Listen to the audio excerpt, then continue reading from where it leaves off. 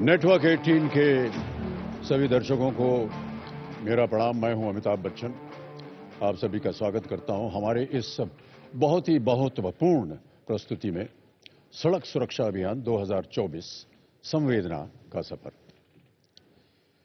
देव सज्जनों, क्या आप जानते हैं कि हमारे देश में हर रोज, जी हां, हर रोज 461 लोग सड़क दुर्घटना में अपनी जान गंवा देते हैं।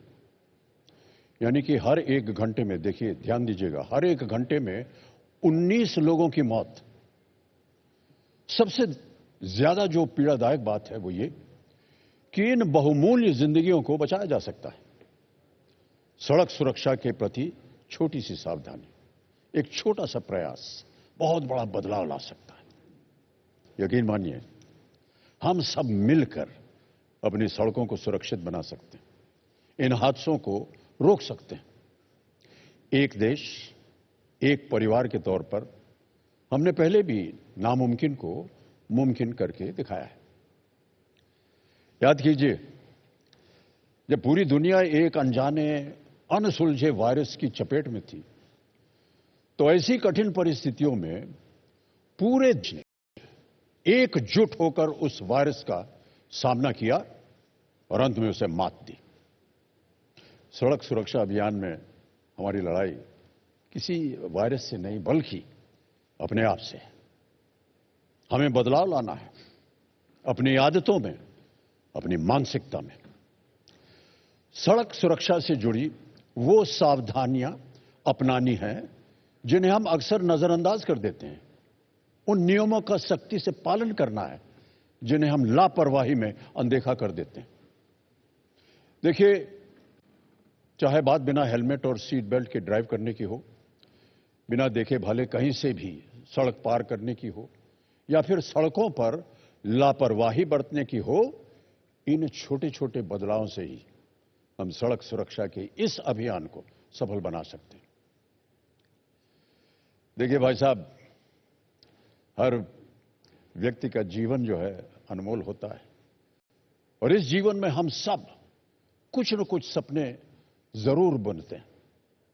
जीवन के कुछ लक्ष्य जो है उन्हें तय करते हैं, लेकिन सड़क पर किसी दूसरे इंसान की लापरवाही की वजह से ये सारे सपने जो हैं वो चकनाचूर हो जाते हैं। एक परिवार जो है बेसहारा हो जाता है। इन सपनों को, इन परिवारों को हम टूटने से बचा सकते हैं। एक साथ मिलकर हम अपनी सड़कों को सुरक्षित बना सकते हैं। तो देव सज्जनों, आप भी हिस्सा बनिए हमारे इस अभियान का, सड़क सुरक्षा अभियान संवेदना का सफर। लेकिन इससे पहले कि हम आज के इस सफर की शुरुआत करें, एक नजर डाल देते हैं सड़क सुरक्षा अभियान के सीजन 1 के कुछ यादगार पलों पर। धन्यवाद।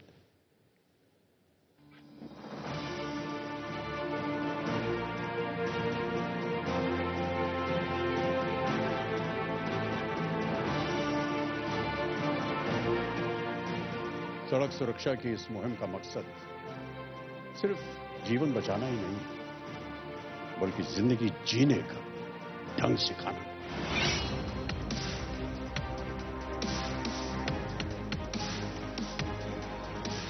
समाज के जो जिम्मेदार नागरिक हैं, सबने मिलकर ये मानस बदलने का प्रयास किया, तो ये कठिन है पर असंभव नहीं है, और ये बदलेगा।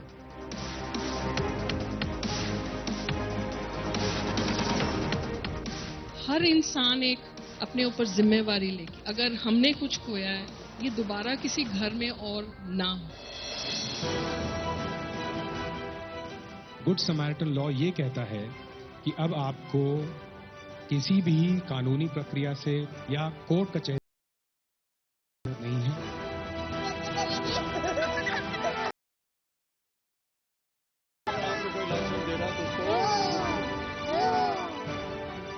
Just by handling road signages, we can bring down deaths to 50%. जीवन है अनमोल, अवश्य सफल बनाए।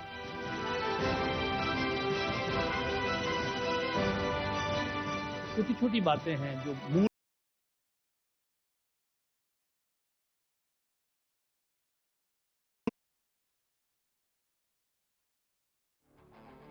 कि आपने हमें इस कार्यक्रम में शामिल किया। जी हाँ, देखिए सड़क सुरक्षा अभियान हमारा बहुत ही इंपॉर्टेंट कॉज है। एक जी का भी जिन्होंने सड़क सुरक्षा अभियान के पहले सीजन में सड़क सुरक्षा, आभार, धन्यवाद। एंड समवेयर ऐसा लगता है कि आप आत्मा से इस कृतज्ञता तो सर मैं ये समझलाई के लिए उसमें अपने आप को छोटा सा एक प्रयास अगर हम डाल सकते हैं। कहीं हमने इन प्रिंसिपल्स से बात की थी, देखिए प्रेरणा, साझेदारी, अनुभव, भक्ति, और सीजन 2 कहीं ना कहीं परवाह से जुड़ा है, संवेदन बहुत ही आवश्यक है ये। मैं समझता हूं कि बिना संवेदना के सुधारने से किसी का जीवन बच सकता है, जैसे कि अभी हमने अपनी ओपनिंग में कहा था। जी, तो संवेदना बहुत ही आवश्यक है, मैं ऐसा। अब ये वो हमने सड़क सुरक्षा में 4 स से बनाए हैं। जी जी। संयम सबसे अहम, इस अगर कहें चौथे स में सहयोग। नहीं आपको लगता है इट इज इंपॉर्टेंट, क्योंकि आपने इंट्रोडक्शन लेवल पर ये एम्पैथी की जो बात होती है। देखिए, सबसे पहले तो मैं बधाई देना चाहता हूं जिन्होंने इस विचारधारा को एक प्राथमिकता दी है।